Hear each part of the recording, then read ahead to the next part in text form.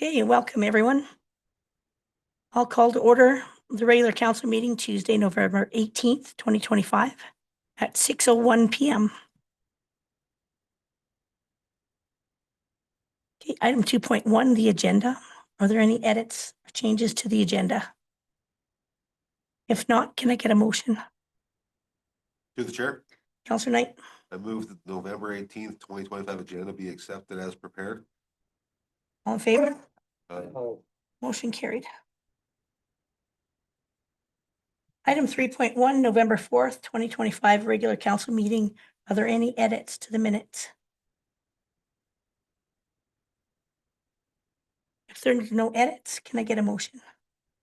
Through the chair, Councillor Brennan, I move that the minutes of the November 4th, 2025 regular council meeting be accepted as presented. all in favor? Aye. Motion carries. Item 4.1, subdivision. 810 McCool Street, Director Steve Altina.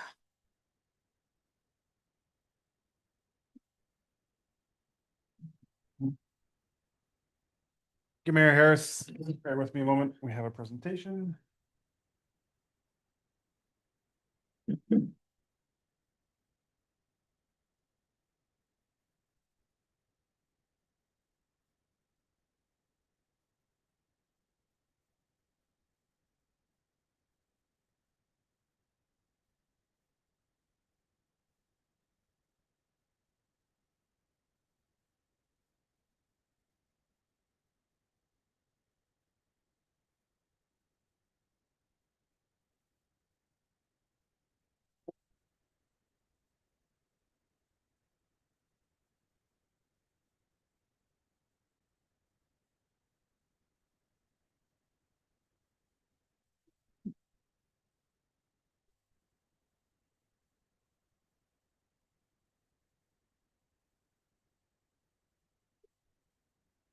All right. Good evening, Council. Steve Altina, Director of Infrastructure and Community Growth, here to present item 4.1 on page 8 of your agenda package.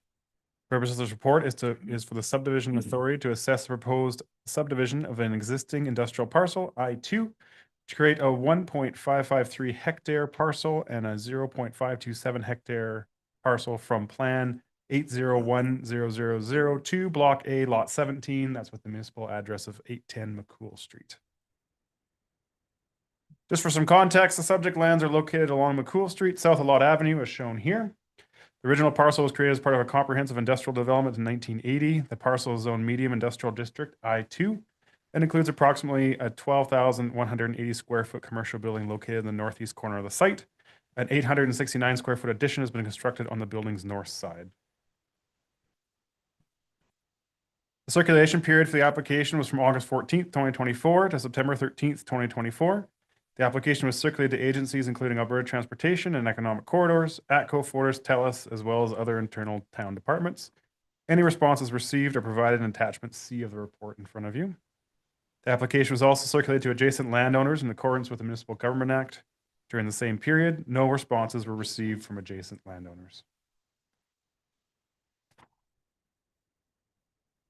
The proposed subdivision is compliant with the policies of the town MDP and the land use bylaw as detailed in attachment D of the report. It's a fairly straightforward industrial lot split, one lot into two lots. Administration notes that with a small addition to the building's north side, that's that 869 square foot addition on the north side, the building does not comply with the required side yard setback in accordance with the land use bylaw section 13.2.6 EII. The adjacent properties north of the subject lands are zoned gateway Gateway and Entrance Business District, C2. Under the land use bylaw, the side yard setback is required to be 6 meters when adjacent to a non-industrial district. 3.66 meters is provided, so it is deficient there. Changes to the building will be required to receive a stamp of compliance in the future, but we don't believe this should prevent the subdivision from occurring at this time. Administration considers the subdivision application to be in alignment with the town's policies and therefore recommends that 810 McCool Street subdivision application be approved with the conditions as noted in attachment A. That concludes my presentation, and I'm available for any questions. great, thanks. Director Altina. Any questions?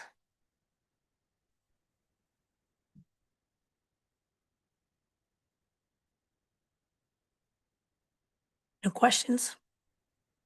Great. Thank you, Mayor Harris. Thank you. All right, if there's no questions, can I get a motion? Through the chair, Counselor Knight, I move that the subdivision application number 2024-621000.s for 810 McCool Street be approved with conditions noted in attachment A. all in favor? Okay, item 5.1, policies. Accounts receivable collection and write-off policy. CFO Amber Olette. Okay, thank you, Mayor and Council. This report brings forward a new accounts receivable collection and write-off policy for your consideration. The purpose of the policy is to formalize and strengthen how the town manages receivables and write-offs, ensuring clear roles, consistent processes, and strong financial controls. It also defines approval thresholds where the CAO and CFO can jointly approve write-offs up to $2,500, and any amounts above that would come to council for approval. While many of these practices are already in place administratively, the policy formalizes them under a council-approved framework and aligns with our commitment to fiscal responsibility and transparency. Once approved, the policy and related procedure will be shared with all departments that issue invoices or manage receivables to ensure consistent application across the organization. Communication of the changes to payment processing will also commence shortly. Overall, this policy enhances accountability, improves internal consistency, and supports timely and transparent financial reporting. That concludes my report, and I'm available for any questions. Great, thank you. Any questions?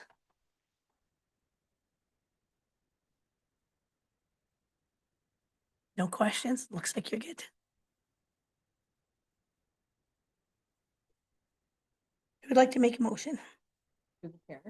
Counselor Nielsen, I move that the council adopt policy C 305-25, accounts receivable collections and write-off policy as presented. okay, all in favor? Aye. Motion carried. Item 6.1, actions and decisions, Crossfield District Rec Board Fall Funding Request. Russ Nash, Director of Community and Protective Services.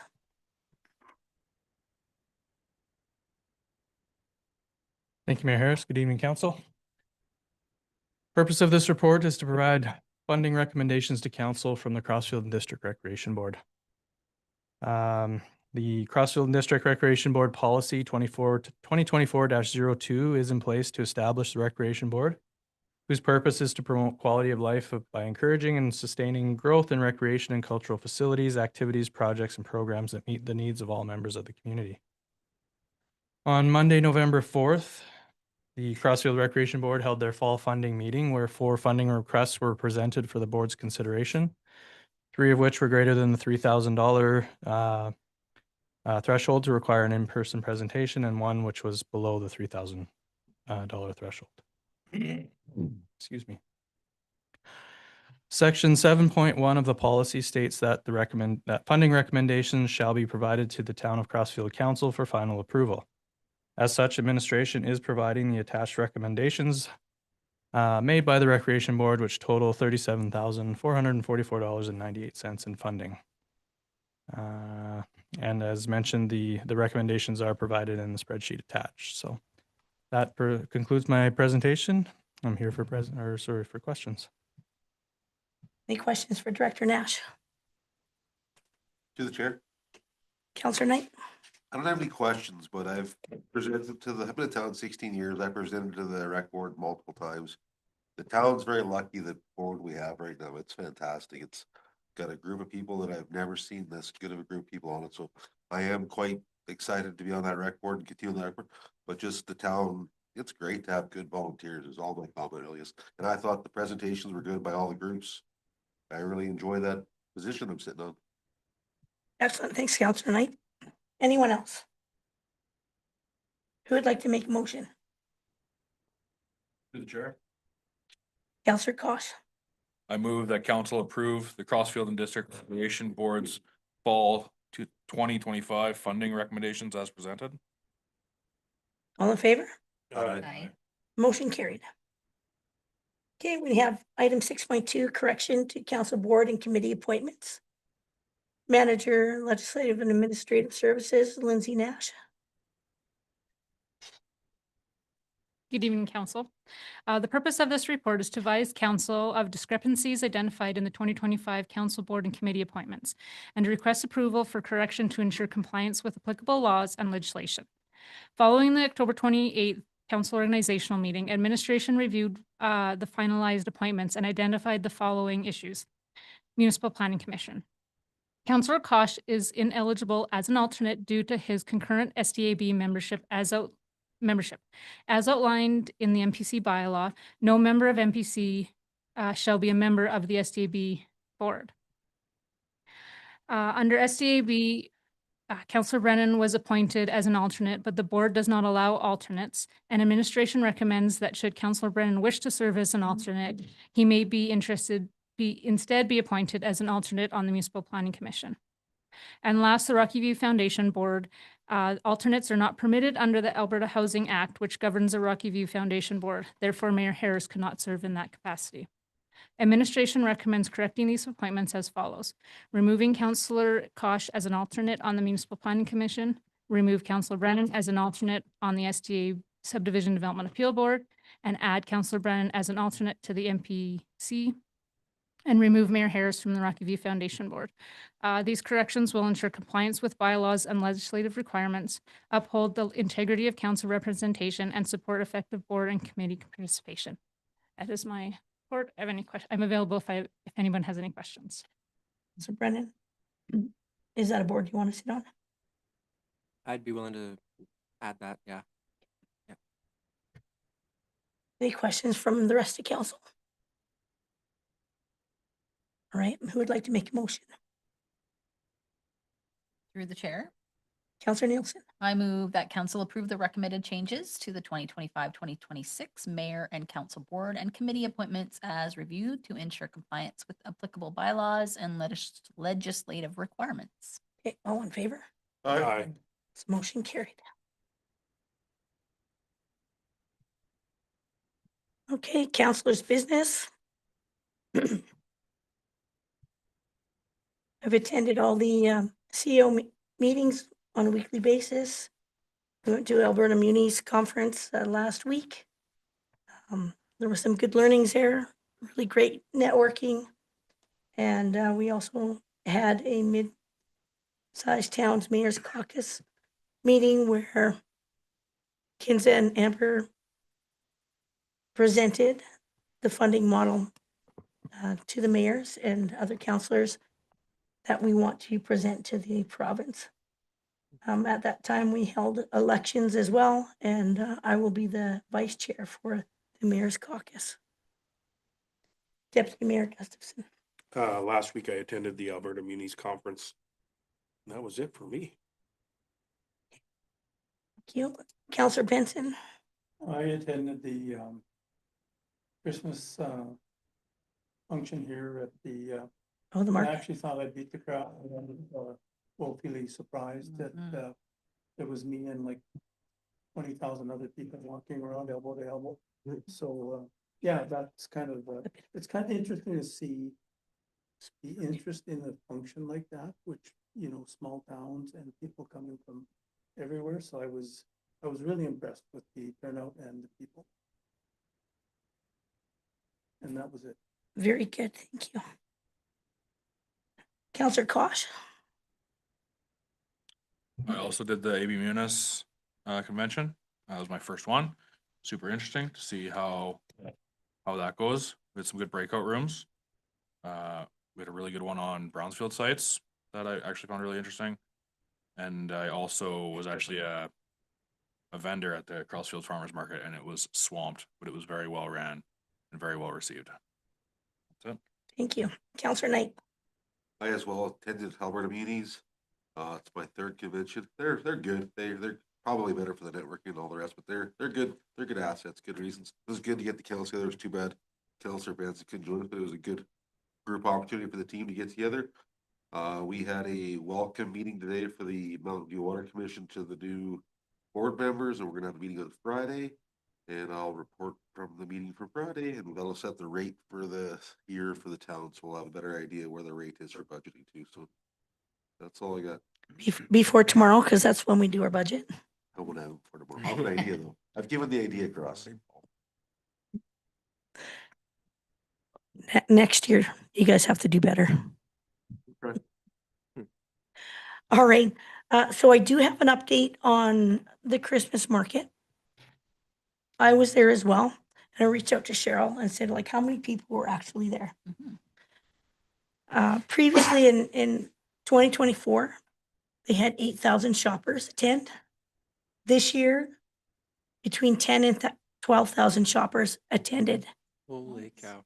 If it's 12,000, that's almost 3 times our population, which is very, very good.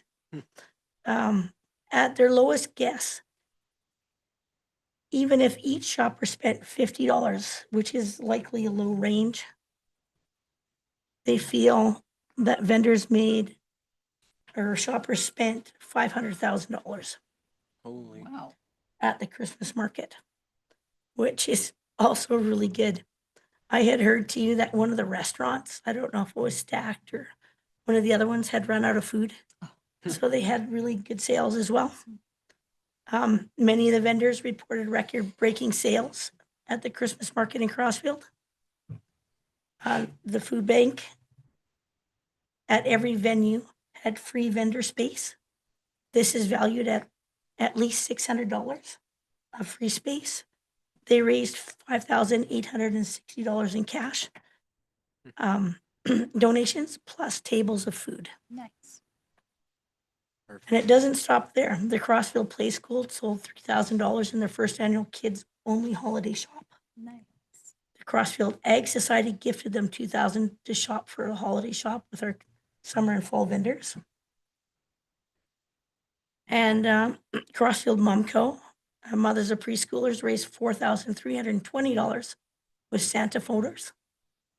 And sponsors for Santa Reindeer and Mumco received all the photo money.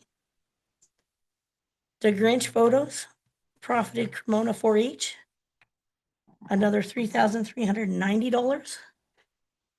And they also received all the photo money, to which the Crossfield Ag Society sponsored them $800 to purchase the food. Nice.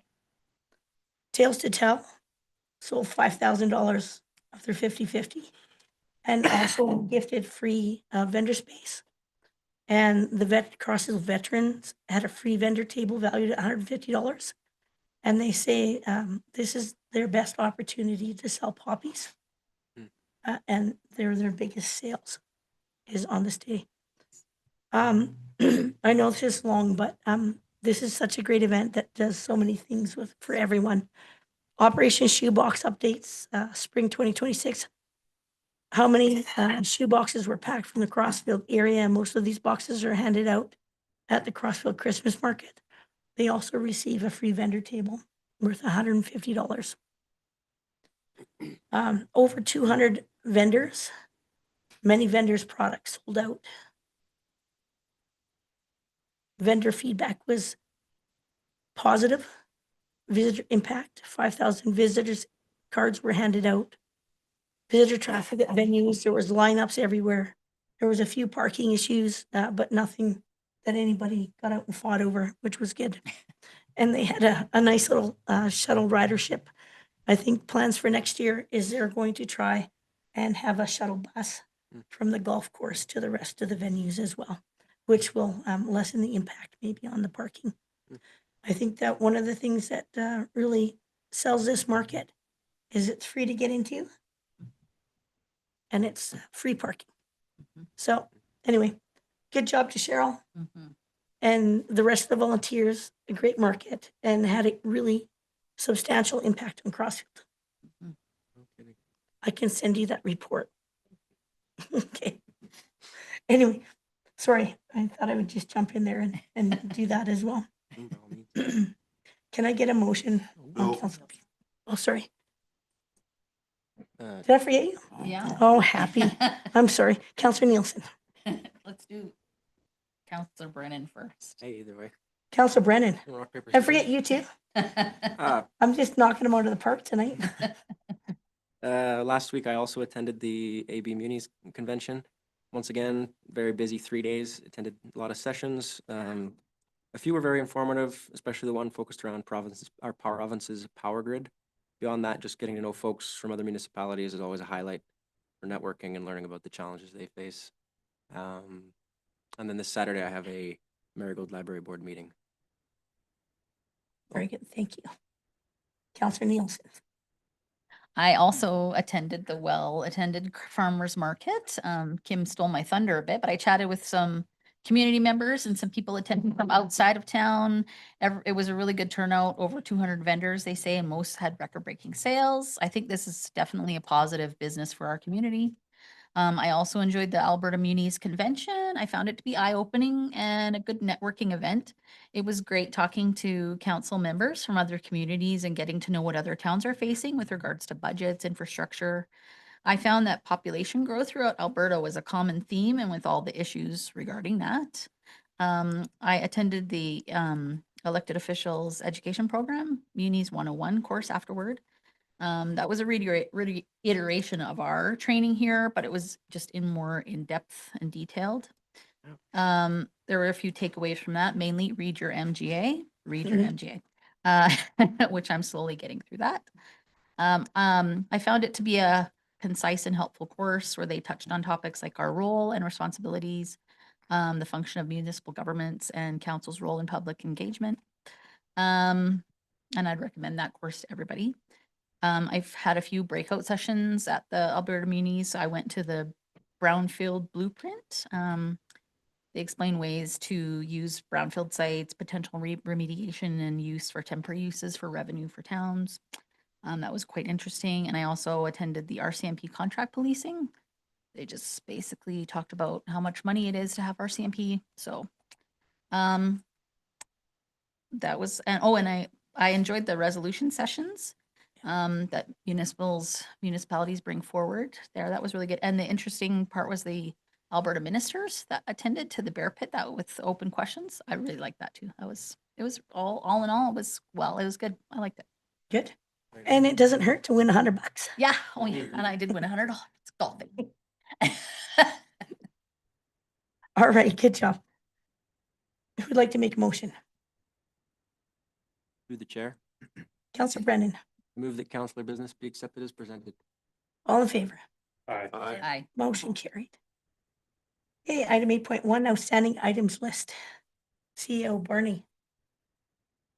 Thank you, Mayor Harris. So not a lot of changes to the outstanding items list. Most of the items on here are slated for either Q4 of 2025, with one of them in particular coming forward during budget discussions tomorrow evening. And the remainder of them, either ones we're waiting for external entities to get back to us on or have been slated for 2026. However, items 034 and 004, both relating to the town-owned land discussions that we'll be having with council. I would like to recommend those be moved into Q1 of 2026, partially due to some of our internal capacity challenges at the moment, with a lot of things happening internally. And in addition to that, having the election and orientations and stuff on top of that. And I also believe that in the new year, we'll be in a better position to have a more robust conversation with council as we move forward on those land discussions, and also council starts looking at their strategic plan for the next 4-year term. So my only recommended adjustment is that 034 and 004 be amended to move to Q1 of 2026. Great. Any questions or discussion?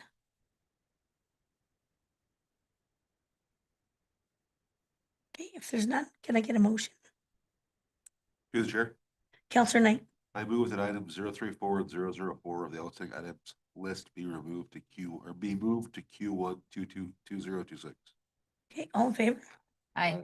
This motion carried. Okay, at this time, we're going to move into closed session 9.1 for a personnel matter.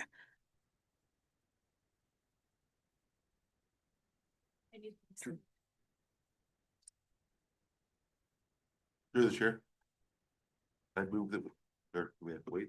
Counselor Knight, yeah. I move that we go into closed session at 6:25.